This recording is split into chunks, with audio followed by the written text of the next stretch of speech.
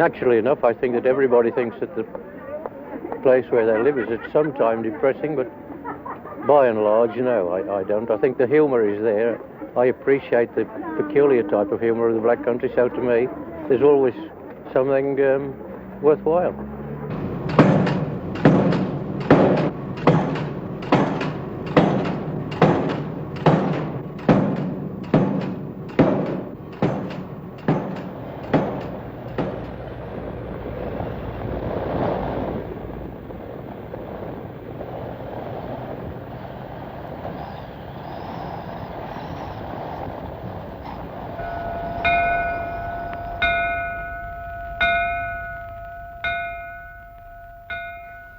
A 100 years ago, Sunday was the only day when the sky over the Black Country was free from smoke. Queen Victoria asked for the blinds of her carriage to be drawn when she passed through. Its landscape and its people have been forged out of the furnace of its own history. Even today, for people who live in other places, the Black Country is still a dark, ugly, industrial sprawl. There's some confusion generally about where it is. There are even Midlanders who are under the impression it's something to do with the potteries. They should know better. After all, it was the birthplace and the cradle of the Industrial Revolution. Yet Black Country people born and bred will argue fiercely about its boundaries. We should set that straight. The boundaries of the Black Country can be very strictly defined. The Black Country consists of, first of all, the exposed coalfield, the area where the coal lies near the surface. The exposed coalfield consists of Wednesbury, Darlaston, Willenhall, Wentzfield, Bilston, Coseley, Tipton, Dudley, and the area the other side of the Dudley Hill, down towards Netherton, and it peters out towards Halesowen. Add to this the area where the coal lies deeper, the concealed coalfield, you get West Bromwich, Albury and Smethwick. Now this collection of towns forms the Black Country. The towns on the outside of the Black Country, that is Wolverhampton, Walsall and Brummagem, are commercial centres and strictly speaking are not part of the Black Country. In the Middle Ages, the Black Country was an agricultural region in Staffordshire and Worcestershire, well forested with primitive coal mining and iron smelting here and there. It hadn't earned its grim nickname. It came for the most part under the jurisdiction of St Mary's Abbey at Halesowen, owned at one time by the Bishop of Winchester, along with 5 manors, a few settlements, and tithes from Walsall, Wednesbury and Clent. The bishop was sitting on some pretty exciting real estate. A broad coal seam, 30 feet deep, abundant iron ore and lime, a brooding volcano. There's very little left now from those early centuries. Occasionally, timbered relics from the past show themselves to us, looking rather mystified at remaining unscathed, like buildings which survived the Blitz. Evidence of the 19th century workers, where they lived, who they were, is becoming hard to find. About 250 years ago, the first black omens occurred. The first machine powered by steam, industry revolutionized. In a very short time, the belly of the land was ripped open for the Caesarean birth of the Industrial Revolution. Once its black heart had been slapped into life, there was no stopping it.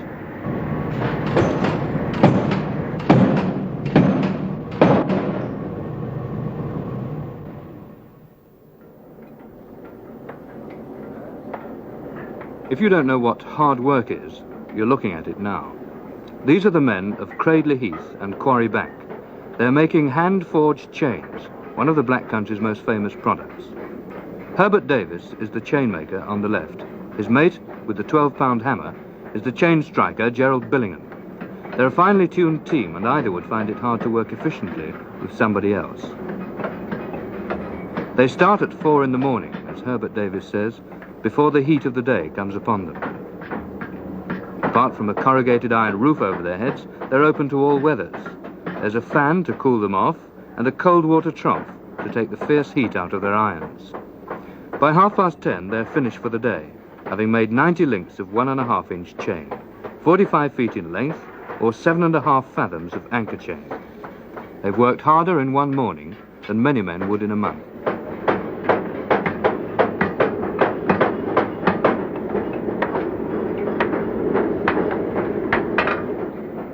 Herbert Davis is 40. He works as hard as he does because he likes it. He scorns weaker men. Somebody once wrote a romantic little song about the chainmakers. It doesn't quite fit with Herbert Davis. As long as the smoke goes upward, so long will I love you, dear. All day long amid the factory's din, I'm longing to have you near. I can see your face in the firelight as I look at the glowing heat, and the sound of each blow on the anvil seems to ring out your name so sweet.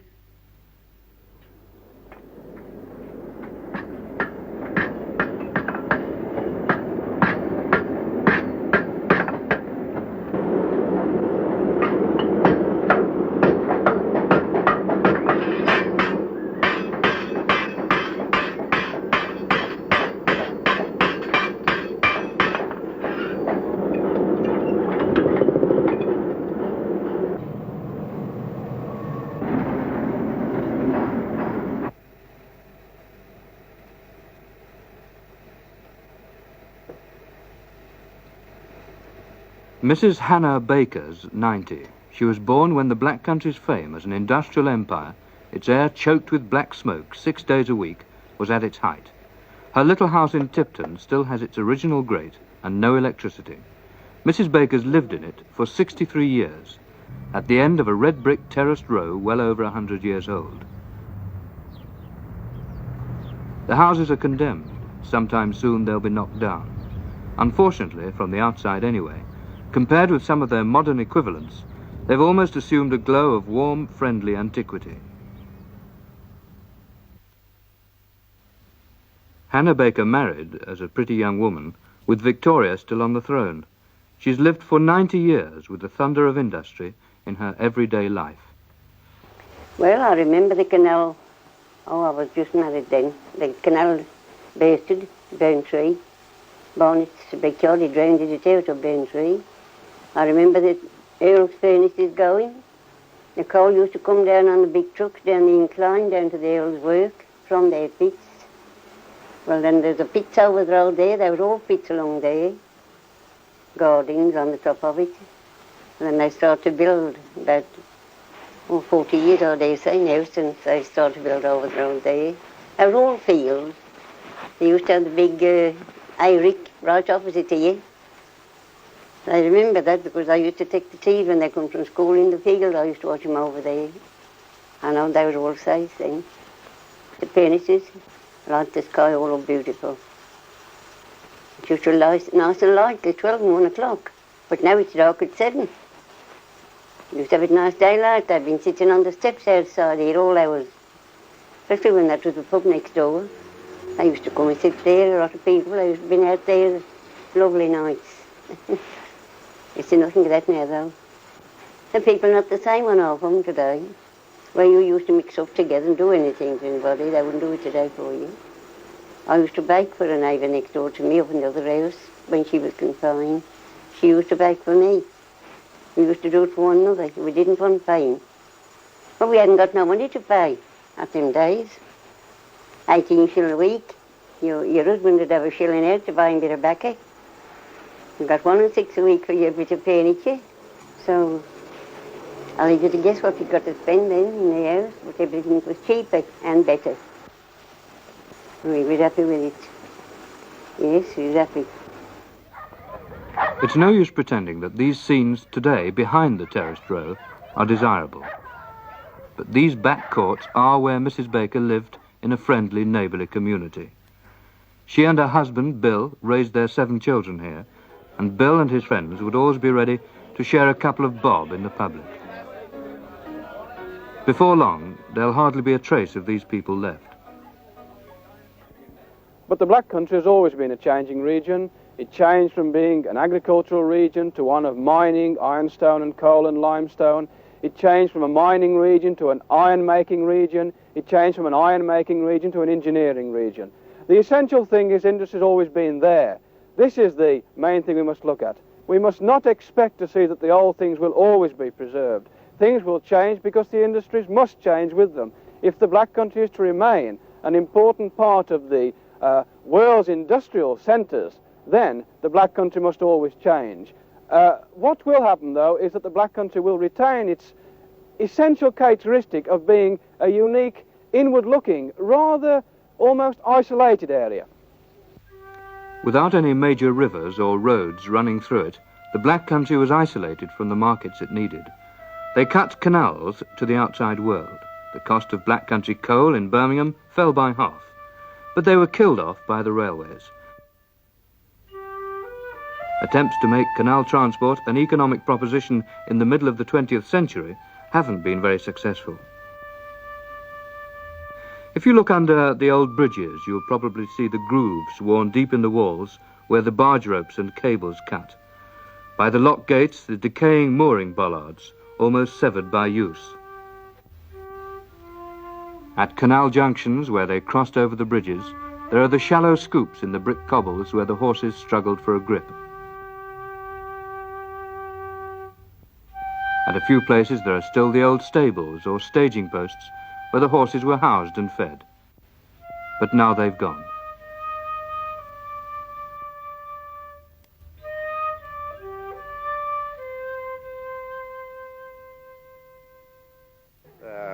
Little beauty we had in Wednesbury at one time, such as the green fields and the meadows and the lochs, they've all gone.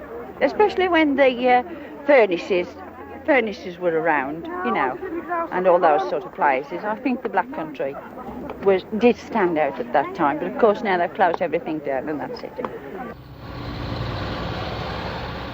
In 1966, the Black Country, with its fiercely independent local authorities and town halls managing their own affairs, was parcelled up by Act of Parliament into 5 county boroughs. There was a lot of opposition. The reason for this, of course, is that the Black Countryman, even today, is very proud of his own separate small community. People in an area are proud of their town, they're proud of coming from Wednesbury, they're proud of coming from Darliston or Bilston or Cradley, wherever it might be. They're also proud of coming from an area, Kings Hill, Mestercroft in Wednesbury, are proud of coming from a street or an estate. They're conscious of belonging to a small group of people. Why, even today, if you marry somebody from a different part of the Black Country, people often say, oh, he's gone out of the area, he's married a foreigner. He's gone over to the other side, as it were. And perhaps the person is marrying somebody from only half a mile away. In this boundary dispute, the trouble, because a town like West Bromwich, a modern town, an 18th century town, taking over an old town like Wednesbury, a medieval town, people felt that Wednesbury ought to be proud of itself and should not be absorbed by this 18th century monstrosity that they call West Bromwich. Well, I think it's all right, you know, myself, because I've always lived here all my life, eh? Well, it isn't as clean as some places, I admit. I mean, I like the country, but I like it here as well. Where's the smoke and the dirt and the grit? I mean, you can clean your windowsills in the morning and the next morning they're thick again. Well, Wednesbury ain't much to look at the moment, is it? West Bromwich is all right. I don't keen on Wednesbury, because it all wants doing, don't it, because of the buildings. They knock a lot of facilities down and buildings, and they seem to go up in place of them quick enough. I don't know, there are far worse places, aren't there, than here, after all said and done. Yes, and we can get out to the country easily, just get in the car, 10 minutes ride and we're in the country. I mean, when they say that we're in the Black Country, they think of dirty chimney, smoking and dirty factories and that. But, I mean, we're not here. I'd rather come from here than anywhere. It'll be surprising if the strange, independent character of the Black Countryman disappears. Not when there are men like Joe Mallon around, publican, chainmaker, and general tough nut. Joe Mallon bred the first world champion Staffordshire Bull Terrier, Gentleman Jim. While Joe made chains, Gentleman Jim watched. Joe Mallon's list of champion dogs and fighting dogs makes formidable reading. His Staffordshire Bull Terriers and their offspring won honours at Crufts and in international show rings. But Joe Mallon's also seen his dogs fight desperate battles for high stakes in the cellar under the pub. I want to tell you this. I have definitely seen a lot of it. But I've never seen no cruelty in all my life. I've heard them talk about they tear dogs to pieces. Now, I've never seen it. I've seen Henry Cooper in the ring, served out more than I've seen at Stafford. If a man seen his dog being knocked about too much, he'd throw the sponge in. This dog, he belongs to George Edge from Cradleheath, the Vine, Cradleheath. And he's a smashing Staffordshire Bull Terrier, in my eye. He's got a wonderful pair of ears. He's got a black nose, he's got a dark eye. But he's just a little bit too heavy for show according to the rules. But he has won a few prizes, firsts and seconds and that. There's one good thing about him here. He's got a wonderful mouth. He's not undershot. If you get a Staffordshire Bull Terrier, which is undershot, it points against him very much. Now, this dog has got one of the best mouths that you would see on a Stafford. See? And his ears, 100%, neck, as hard as a bullet, and he's well, you can tell by the look of him, he's as strong as a cart horse. And I should say, if this dog had got a fight in a battle, he's 6 pound overweight, 6 pound. You could get 6 pound out of this dog. George, will you hold this dog a bit? Well, I tell my friend, if this is how they fight these dogs. Now, supposing that's your dog, and that's mine. Yeah. There's a referee in the pit. There's 2 players. The player, one in one corner, one in the other. They toss for corners, and the referee, and there's a man the other side with a bottle of water and a sponge, like his second, and one in the other just outside the pit, with a bottle of water and a sponge. And the referee calls time, loose your dogs. So loose the dogs and they start fighting. They'll fight for a quarter of an hour or 20 minutes or something like that, and they'll come off through exhaustion. I remember the Cradleheath dog fighting a Rowley dog. And I was a spectator at the time, he come off in about 10 minutes.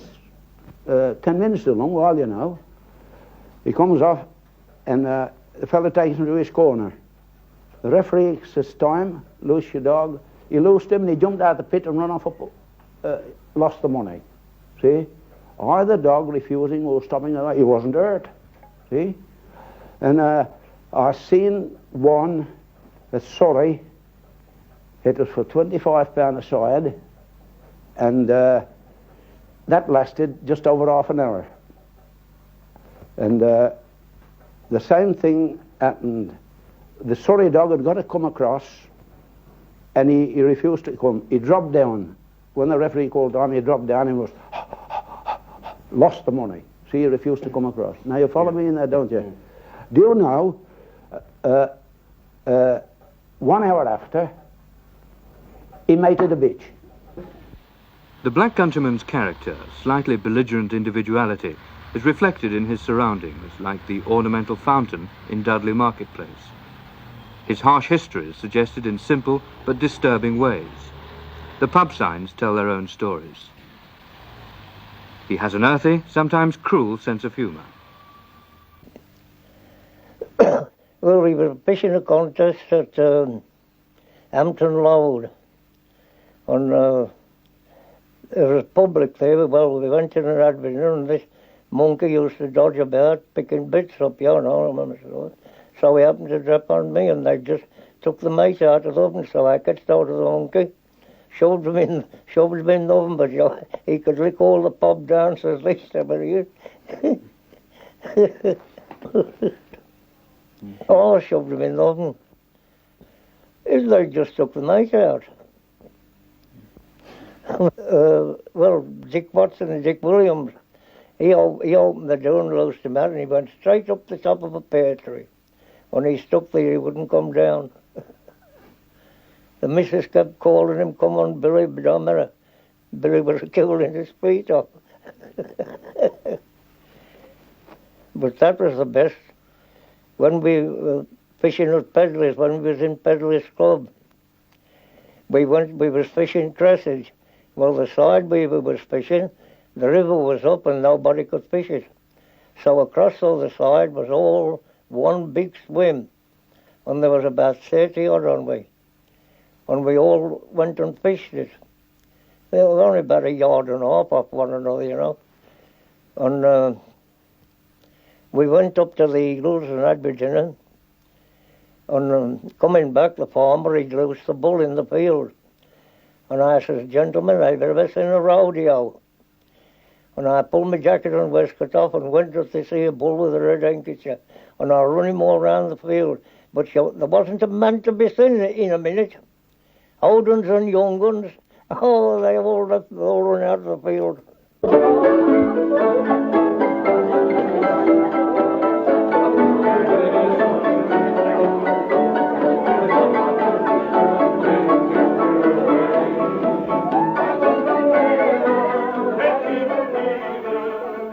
They liked nothing better than crowding together, preferably in a pub. This is Grey Pays pudding night in a Braidley public house. The recipe's simple. Grey maple peas, soaked overnight and boiled for 3 hours.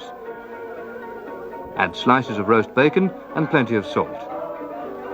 Ladle it out, missus, it's all free and no one goes away hungry.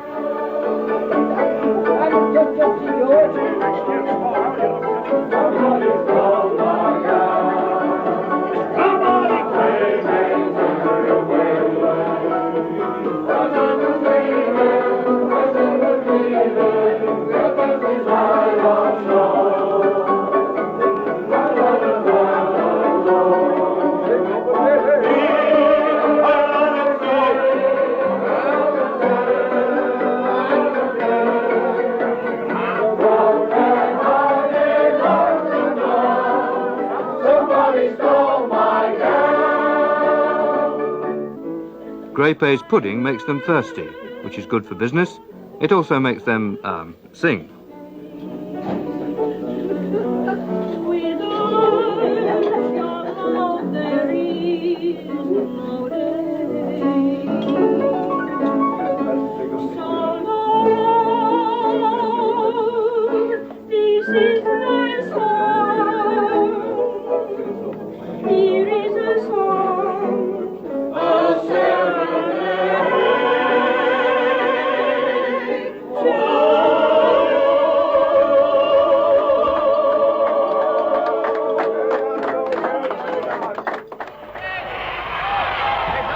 One of the cruelest but most popular pastimes in the Black Country was cockfighting, which some people will tell you still goes on.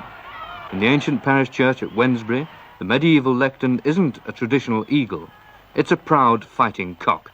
It's not certain how old it is or who carved it, but it wasn't unknown for the clergy to join in round the pit near the church for the bloody contests.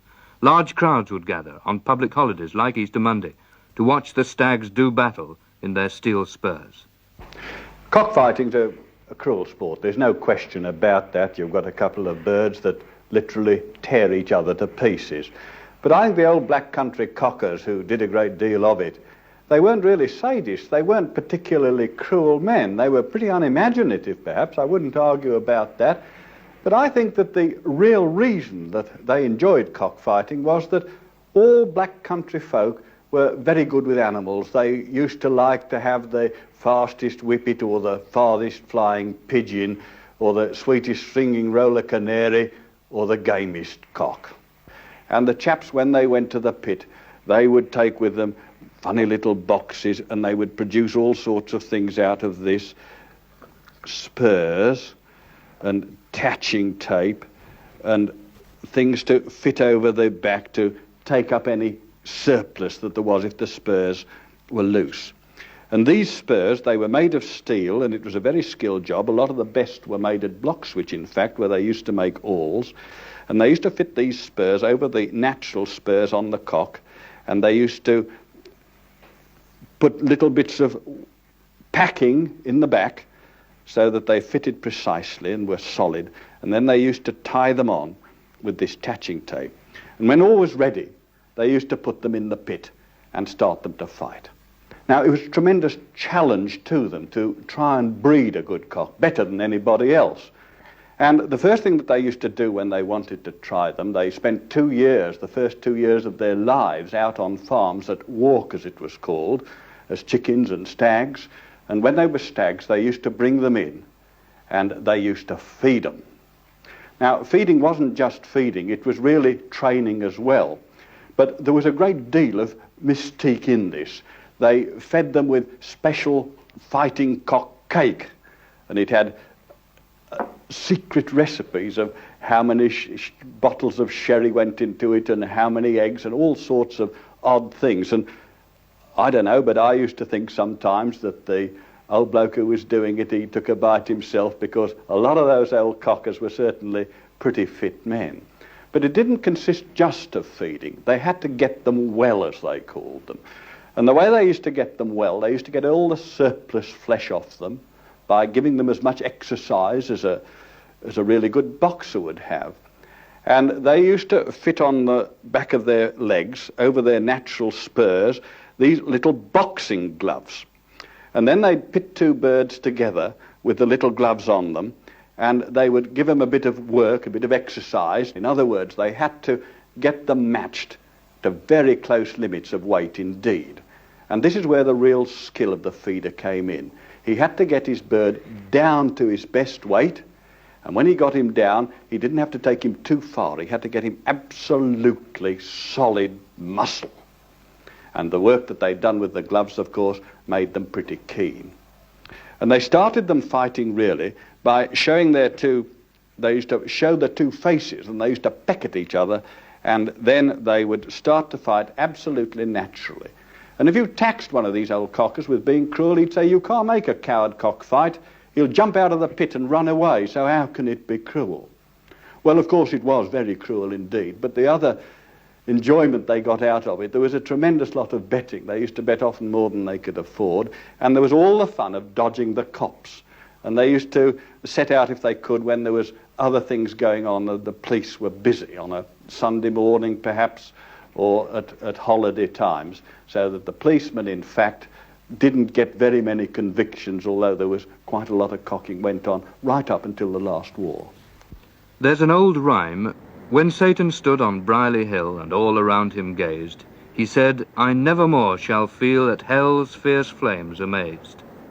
The furnaces lit the sky all night, but somehow, through the centuries, the cholera, smoke and grime, a distinct character was hammered out which survived.